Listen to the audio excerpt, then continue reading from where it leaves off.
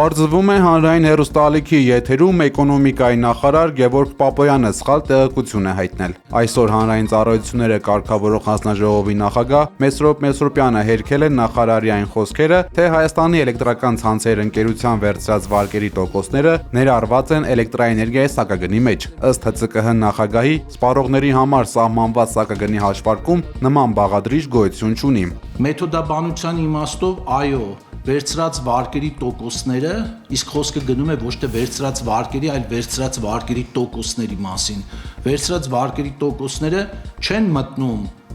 սակագնի մեջ, բայց պարոն Պապոյանը բացի էկոնոմիկայի նախարար լինելուց հանդիսանում է նաև քաղաքական գործիչ եւ ինքը երևույթին տվել է ըստ էության միգուցե նաև քաղաքական գնահատական այն իմաստով, որ հենց Փակ բաժնետիրական ընկերությունը ինքը կրիտիկական կառուցվածք է, ենթակառուցվածք է եւ այդ կրիտիկական ենթակառուցվածքում կամ ենթակառուցվածքներում անթույլատրելի է որպիսի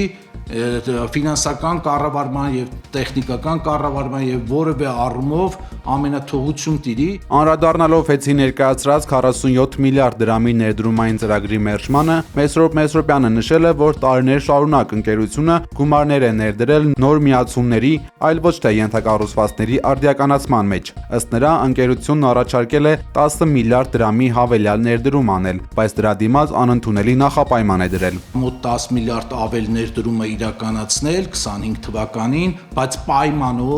պայմանով, որ այդ պլանային անջատումների քանակը, երբ որ այդ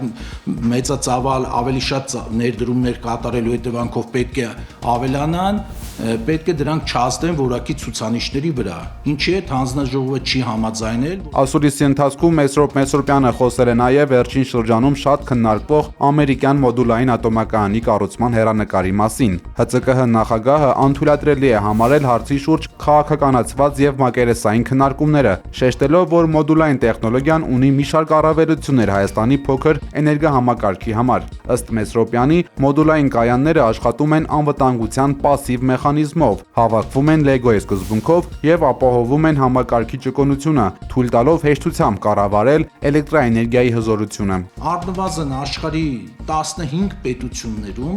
օֆիցիալ տվյալներ եմ ասում ձեզ։ Աշխարհի 15 պետություններում այս պահին 51 մոդուլային ատոմակայան պետք է կառուցի, որոնք գտնվում են նախագծման փուլում եւ գտնվում են սերտիֆիկացման փուլում։ Ճիշտ այն փուլում, որ փուլում գտնվում է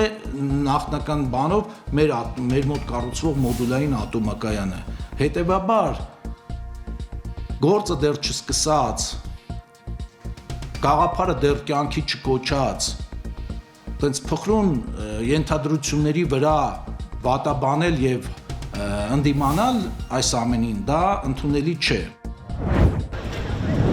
2026 թվականի ազգային ժողովի ընտրություններում ընտրելու իրավունք կունենա 2,489,031 քաղաքացի։ Ըստ հրապարակված նախնական տվյալների, ընտրողների զգալի մասը 1,645,753 անց գրանցված է մարզերում, իսկ մայրաքաղաք Երևանում ընտրողների թիվը կազմում է մոտ 843,000։ Միգրացիայի եւ քաղաքացիության ծառայությունն է նման գրություն ուղարկել կենտրոնական ընտրական հանձնաժողով։ Ինչ Հայաստանում շարունակում են մտածել, թե ինչ ապրանք կարելի է արտահանել Ադրբեջան, միայն հունվար ամսին Ադրբեջանը 2,4 միլիոն դոլարի ապրանք է արտահանել մեր երկիր, հայտնել է ապագործակալությունը հղում անելով Ադրբեջանի պետական մաքսային կոմիտեին։ Ըստ պաշտոնական տվյալների այս ցուցանիշը կազմում է Ադրբեջանի ընդհանուր արտահանման ծավալի շուրջ 0,11%։ Առաջին ներմուծումը եղել էր 2025 թվականի դեկտեմբերին, երբ Հայաստան էր բերվել 1218 տոննա 95 տեսակի բենզին։ Հայաստանի ամբողջական ապաշրջափակման հարցը լուծվելու է։ Այսօր ազգային ժողովում ճեպազրույցի ժամանակ ասել է քաղաքացիական պայմանագիր խմբակցության քարտուղար Արթուր Հովհաննիսյանը։ Նրա խոսքով Հայաստանը խաղաղության խաչմերուկի վերաբերյալ ունի շատ կոնկրետ պայմանավորվածություններ, ներդրումների վերաբերյալ ստորագրված փաստաթղթեր։ Ըստ Հովհաննիսյանի, Հայաստանը շատ հաջող արտաքին քաղաքականություն է վարում, հատկապես ԱՄՆ փոխնախագահ Ջեյ Դի Վենսի այցից հետո։ Ըստ էության ես Ալիևի խոսքը որևէ կերպ չեմ ուզում գնահատեմ եւ հիմա ուրեմն մեկնաբան Ես մեկնաբանում եմ մեր գործողություններն այն մասին են, որ Հայաստանի Հանրապետությունը ապաշրջափակվելու է եւ ըստ էության արդեն իսկ ապա շրջափակվում է եւ ապա շրջափակվել է որոշ չափով, հաշվի առնելով այն ուրեմն լոգիստիկ լուծումները, որ արդեն կան։ Այսպես կոչված Զանգեզուրի միջանցքը բարենպաստ հնարավորություններ է ստեղծում Կասպից ծովի, Կենտրոնական Ասիայի եւ Բալկանյան տարածաշրջանների միջև կապերի ամրապնդման համար։ Թերևս այս մասին իր կարծիքն է արտահայտել Ադրբեջանի նախագահի օգնական Հիկմետ Հաջիևը։ X-ի իր միկրոբլոգում Հաջիևը նշել է, թե Ադրբեջանը եւ Սերբիան որպես ռազմավարական գործընկերներ եւ զարգացող միջին տերություններ կարևոր դեր ունեն միջտարածաշրջանային համագործակցության համար։ Ամենայն հավանականությամբ Հայաստանի ազգային հավաքականի գլխավոր մարզիչ Եղիշե Մելիքյանին չի հաջողվել Հենրիխ Մխիթարյանին համոզել հետ գալ հավաքական։ Եղիշե Մելիքյանը ներկայ է եղել Ինտեր Յուվենտուս հանդիպանը, որից հետո առանձնազրույց է ունեցել Մխիթարյանի հետ։ Հանդիպան ընթացքում Մխիթարյանը վերահաստատել է իր նախկին դիրքորոշումը, նշելով, որ կարիերայի այս փուլում կենտրոնացած է բացառապես ակումբային ելույթների վրա։ Բացի հավաքական վերադառնալու հարցից մարզիչն ու ֆուտբոլիստը քննարկել են նաև եվրոպական եւ հայկական ֆուտբոլի զարգացումների վերաբերող մի շարք հարցեր։ Իրանի արտգործնախարար Աբբաս Արաղչին Ժնևում ԱՄՆ-ի հետ բանակցություններից առաջ հանդիպել է ՄԱԳԱՏԵ-ի ղեկավար Ռաֆայել Գրոսիի հետ։ Կողմերը քննարկել են միջուկային ծրագրի տեխնիկական մանրամասները։ Արաղչին շեշտել է, որ Իրանը բանակցությունների է եկել նոր գաղափարներով եւ պատրաստ է արդարացի համաձայնության, սակայն չի ընկրկի սպառնալիքների առաջ։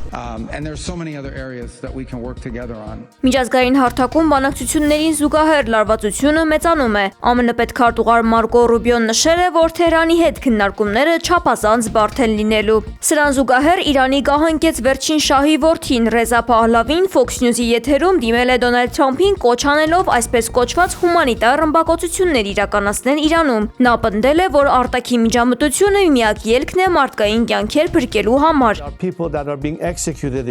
I just came back from the United States for a very important meeting with President Trump. Իսրայելի վարչապետ Բենյամին Նեթանյահուն նույնպես հստակ պահանջներ է ներկայացրել։ Նա Թրամփի հետ քննարկել է Իրանի միջուկային սպառնալիքը վերացնելու ռազմավարությունը։ Իսրայելը պահանջում է ամբողջությամբ հեռացնել հարստացված նյութերը, քանդել ուրանի հարստացման բոլոր ենթակառուցվածքները եւ վերջնական լուծում տալ բալիստիկ հրթիռների խնդրին։ Այս ամենի ֆոնին Միացյալ Նահանգները Իրանի հետ հանդիպումից առաջ նոր ավիակիր է մցրել Պարսից ծոց, հազարավոր զորքով եւ հրթիռներով։ Իրանի Իսլամական հեղափոխության պահապանների կորպուսը լայնածավալ զորավարժություններ է անցկացնում Հորմուզի նեղուցում։ Ռազմական այս վարժանքներն անցկացվում են տարածաշրջանում ամերիկյան զինուժի եւ ռազմական տեխնիկայի կտրուկ ավելացման պայմաններում։ Թեհրանում կոշտ գծի կողմնակիցները կտրականապես դեմ են Վաշինգտոնի հետ հնարավոր փոխզիջումներին։ Իրանցի պահպանողական պատգամավորները պահանջում են արգելել ՄԱԳԱՏԵ-ի մուտքը երկրի միջուկային օբյեկտներ։ ԱՄՆ պետքարտուղար Մարկո Ռուբիոն Հունգարիայում հանդիպել է երկրի վարչապետ Վիկտոր Օրբանի եւ արտգործնախարար Պետեր Սիարտոյի հետ։ Ռուբիոյի այցի նպատակն է ամրապնդել ԱՄՆ-ի կապերը եվրոպական դաշնակիցների հետ։ Պետքարտուղարը փորձում է հարթել տարաձայնությունները, միաժամանակ ակնկալելով, որ Եվրոպան ավելի շատ կհամագործակցի Ամերիկայի հետ անվտանգության եւ տնտեսական ոլորտներում։ Հանդիպման ընթացքում կողմերը ստորագրել են միջուկային էներգետիկայի ոլորտում համագործակցության մասին համաձայնագիր։ Բանակցությունների առանցքում եղել է նաև Ուկրաինայի հակամարտության կարգավորումը։ Արտգործնախարար Սիարտոն հայտարարել է, որ Հունգարիան պատրաստ է հյուրընկալել խաղաղության գագաթնաժողովը։ Նա շեշտել է, որ իրենք Եվրոպայում միակն են, որ ի սկզբանե սատարել են Դոնալդ Թրամփին խաղաղության հարցում, զենք չեն մատակարարել Ուկրաինային եւ բաց են պահել դիվանագիտական կապերը։